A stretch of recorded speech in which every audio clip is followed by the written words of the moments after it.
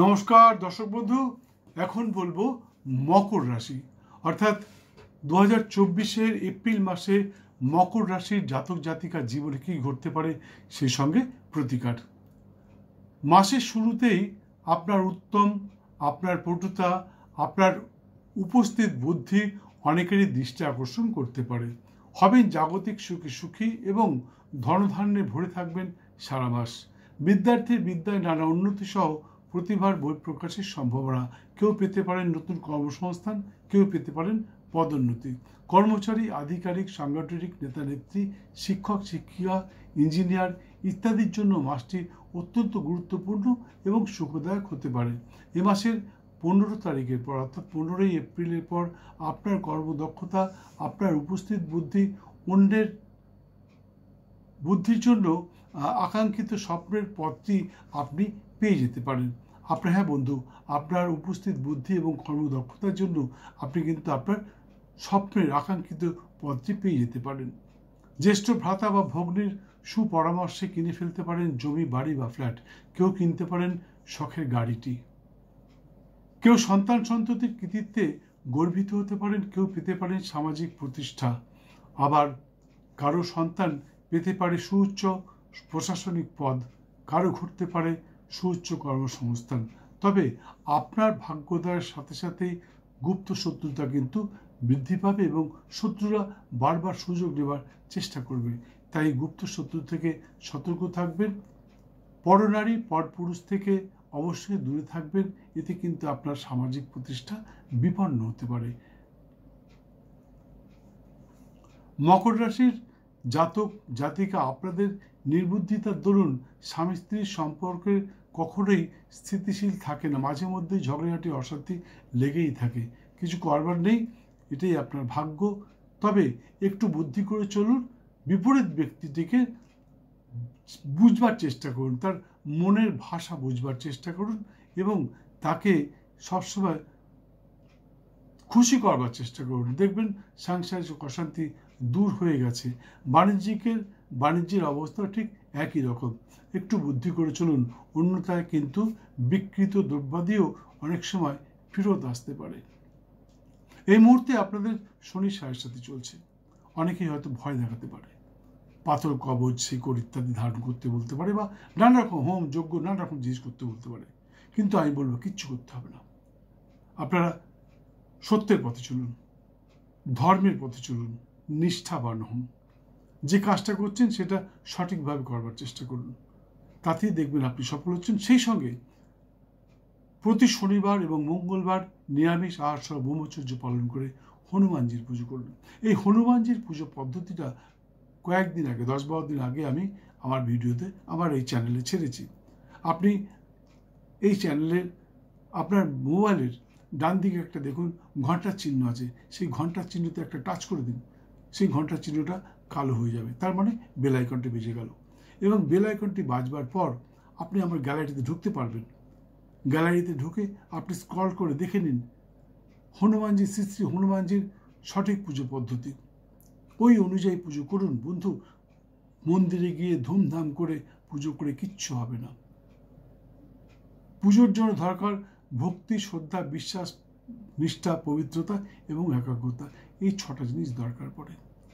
তো এই 6টা জিনিস কিভাবে, কখন, কিভাবে, কি দিয়ে পুজো করতে হবে, এই জিনিসটা আমি ওখানে বলেছি। কি মন্ত্র উচ্চারণ করতে হবে সব কিছু বলে দিয়েছি।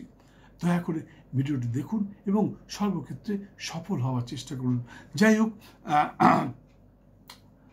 বন্ধু, মকর রাশির আরেকটি কথা, আমি জানি আপনারা আমার ভিডিও দেখেন, সাবস্ক্রাইব করেন, শেয়ার করেন, লাইক করেন, প্রচুর ফোন করেন, অনেক কমেন্ট করেন, অনেক ফোনও করেন।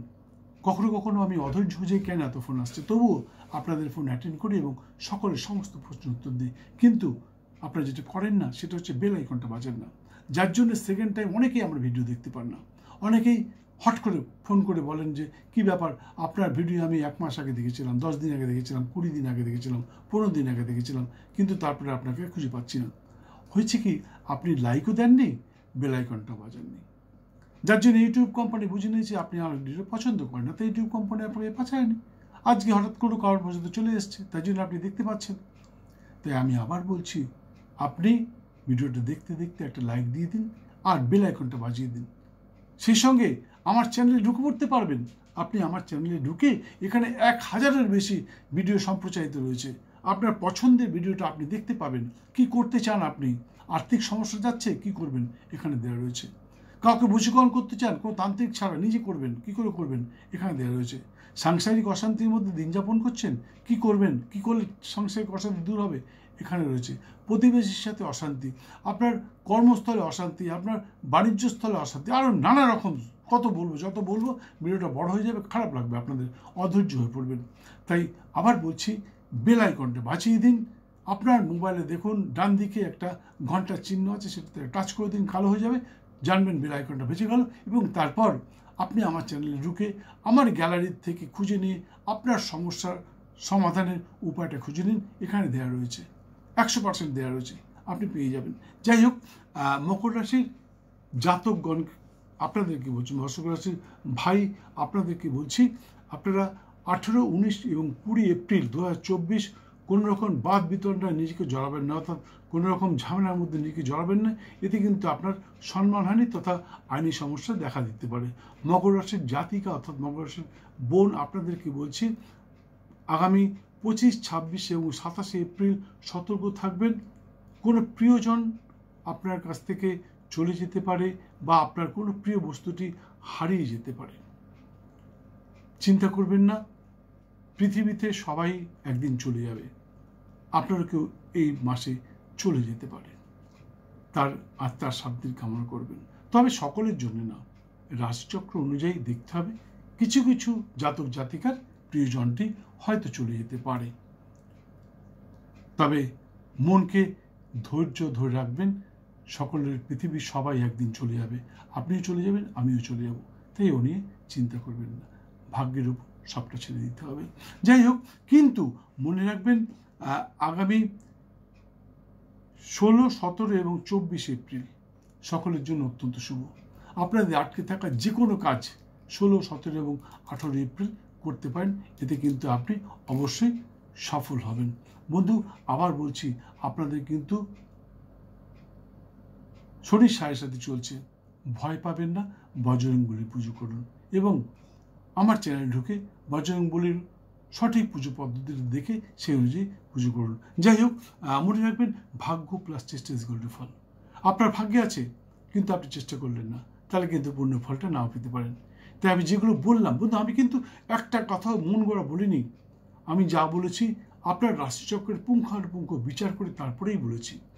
তাই আমি যেটা বললাম সেটা পাওয়ার চেষ্টা করুন, ভালো জিনিসগুলো পাওয়ার চেষ্টা করুন, আর খারাপ জিনিসগুলোকে অ্যাভয়েড করবার চেষ্টা করুন, যাতে খারাপ জিনিসটা আপনার জীবনে না ঘটে, কিন্তু ভালোটা যেন অবশ্যই ঘটে সেদিকে লক্ষ্য রাখবেন এবং চেষ্টা করবেন, তাহলে দেখবেন আপনি পূর্ণ ফল পাচ্ছেন। যাই হোক,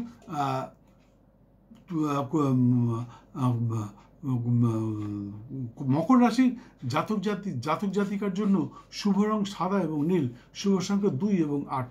এছাড়া সর্বক্ষণ একটি নীল রঙের রুমাল ব্যবহার করতে পারেন। সেই সঙ্গে প্রতি শনিবার নিরামিষ আহার সহ ব্রহ্মচর্য পালন করে মাতা শ্রী শ্রী দক্ষিণাকালীর পুজোয় মাকে তুষ্ট করতে পারলে আপনাদের সমস্ত বাধা বিড়ম্বনা দূর হবে, সেই সঙ্গে সর্বক্ষেত্রে সফল হবেন, এতে কোনো সন্দেহ নেই।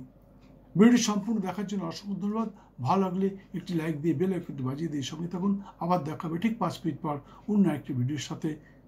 মাসটা আপনার খুব ভালো যাক। জয় মা।